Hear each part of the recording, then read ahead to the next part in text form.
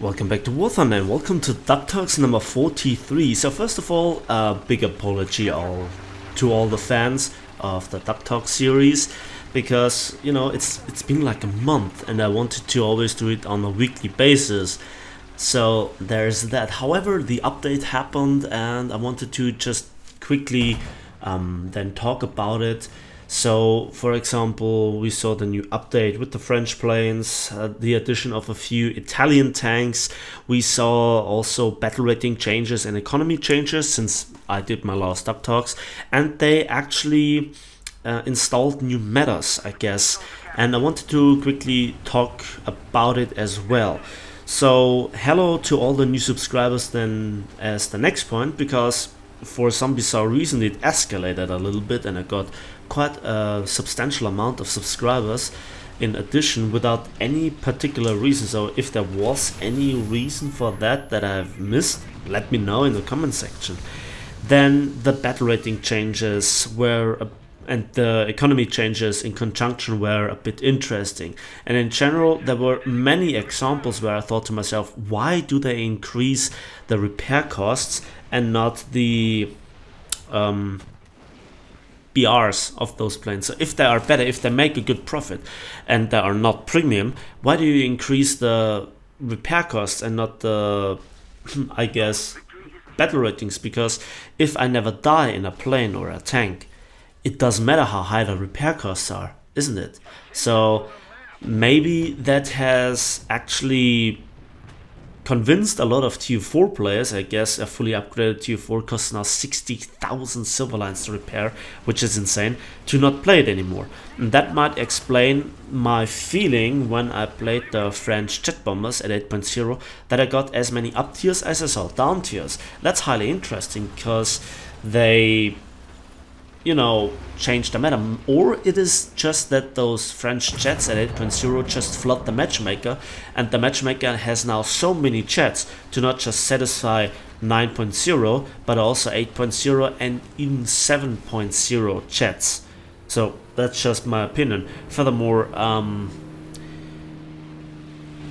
is it just, you know, with the French, or is it also with other nations, for example the Germans or the Americans? Let me know if you play those battle ratings in those nations with jets, and let me know your experience. Then 7.7 for tanks. Now that's an interesting one, isn't it? Especially for the Germans. So before the patch it actually looked like the mouse is more or less useless, often seeing up tiers where the cannon is not good, the gun handling is bad, and the armor isn't as important or as good as you expected from such a slow, sluggish, well, behemoth.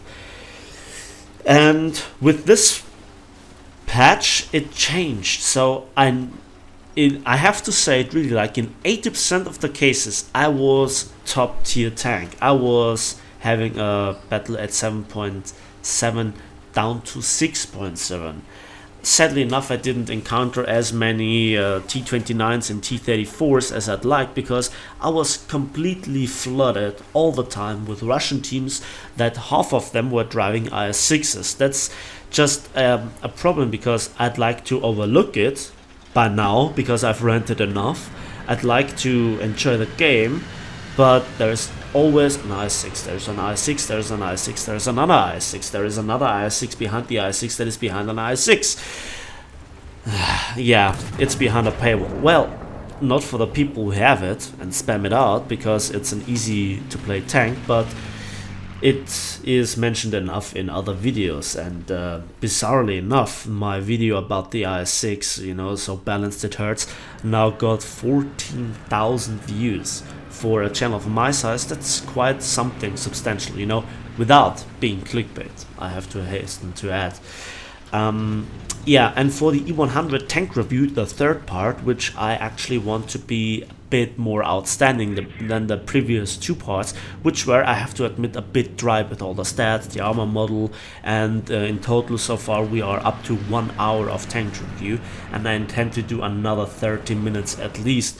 I have so much footage, I have so many great ideas, and it all comes down to the Leopard. The Leopard is really the defining factors for German teams at the moment. It gets spammed out like crazy. You know, it's down to 7.7, where it is more competitive in my opinion. It's far from being overpowered, guys, so please keep it for you. And the stock grind is still something awful. Although the APDS has slightly improved in terms of reliability in my experience so far, but I can't stand the Leopard for a second. It's just, I don't see any advantage compared to other nations' tanks, and it's just way too vulnerable. It doesn't have any advantage going for it except the maneuverability. The mobility is not convincing enough. And another thing that I wanted to point out is map rotation. So it depends on the maps.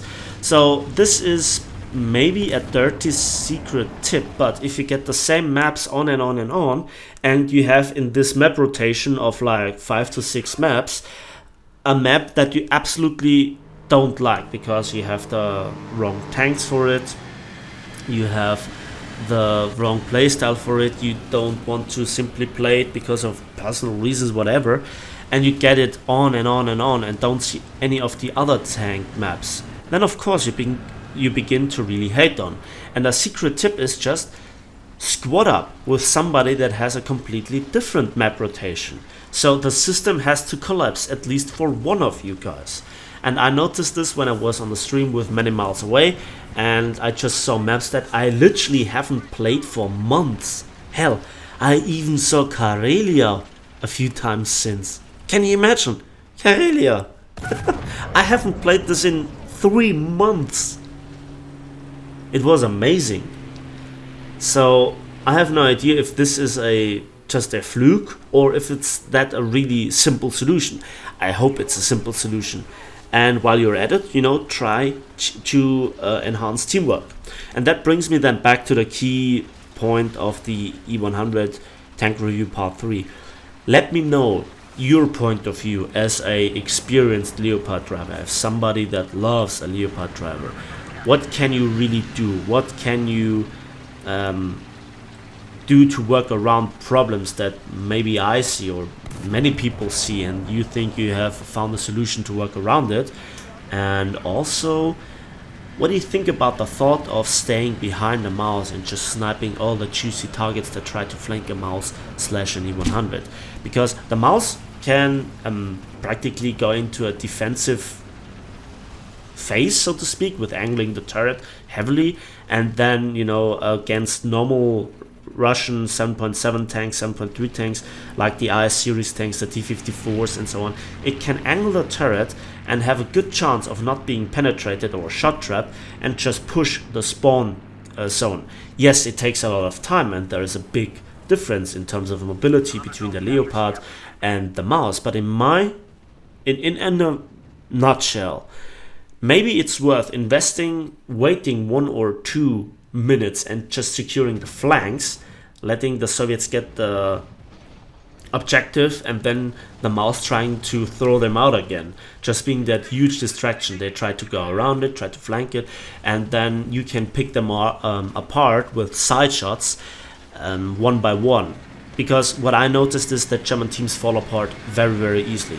Like all the RE-251s, M47s and Leopards rush on forwards, get killed by the Soviets, and suddenly the mouse, half on its way, gets intercepted by a horde of Soviet tanks. Okay, so in my opinion, I often had the situation where I thought, oh my god, if there would be just a Leopard behind me, you know, he could have easy kills, a field day, and I could have time to position myself again, to maybe retreat a little bit more, and then we kill so many of their tanks to just go for the objective afterwards.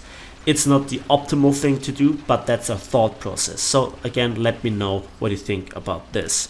I'm sorry for all the people that get upset with me doing the E100 review. However, you know, because it's getting spammed out, and some people have even claimed that I'm milk on, you know, having the E100.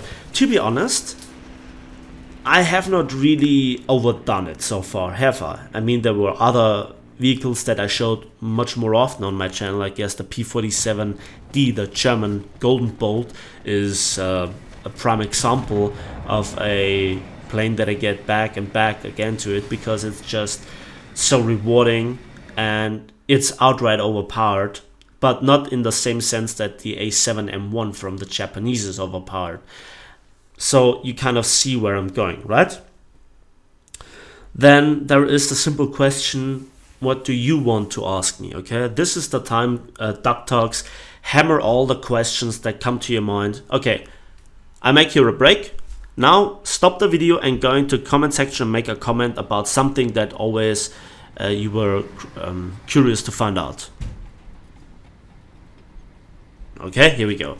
So I read them all, I try to answer them all, and if there are enough questions for the next Duck Talk, I integrate those questions into the Duck Talks for answering the questions from last Duck Talk. So this is how it goes usually.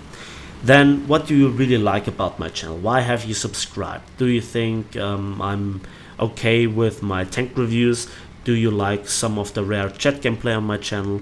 Do you think the first impressions of certain vehicles is something to, as a tuned down tank review, you know, a bit shorter, bit more concentrated for your personal taste, without all the stats and that stuff? Because I haven't seen anybody else doing that like that. Maybe Mike Goes Boom, but he's more like about the aircraft, where he does a phenomenal job about it. Then, what do you guys not like about my channel? I think that question is as important as asking you what you like, because I mean, yeah, there are certain points I know, for example, my English grammar, certain English pronunciations. I guess so far I have avoided trying to pronounce vehicle as vehicle. I mean, that's a meme by itself, but talking about memes, what do you think about the ships in War Thunder so far and the new map? Because I have grown to like the previous map that we saw in the previous tests, but this new Adamant map is just a big pile of nonsense. I absolutely dislike it. They still have not come around to give ships an option for manual aiming of main batteries, or just to summarize all the firepower for PT boats. PT boats still suffer a hell of a lot. The fight is just absolutely disgusting. I don't like it. So I really don't want to show this kind of gameplay. I mean, I could go around, blow some destroyers up with my destroyer. I think it was a good thing that they gave AP rounds for the Soldati, the Italian destroyer, and it improved its value extremely. But the reload, for the lack of guns, and yeah, and then they have fiddled around with the proximity fuse shells on the Fletcher, and they are now, well, kind of useless. I had not a single situation where I could use them properly, so that's it for me, in my opinion. So that's it for this Duck Talks number 43. Thanks for watching, thanks for listening. Please don't forget to hammer in your comments in the comment section. Let me know what you like about my channel, what you dislike, why you actually subscribed in the first place. What do you think about being a Leopard 1 driver, and what to think about the theory that I just had in mind. Yeah, and I think that's important, because I will, take this into account when I make part 3, which I have not done yet. I'm still busy, collecting all the stuff in the right manner, and trying to separate the good from the bad, and the not so important from the important stuff, because I have dozens of videos. So look forward to that. That's it for me today. So thanks for watching, thanks for listening. Please give this video a like if you did, subscribe if you want to see more, and we'll see each other in the skies and on the battlefields of War Thunder.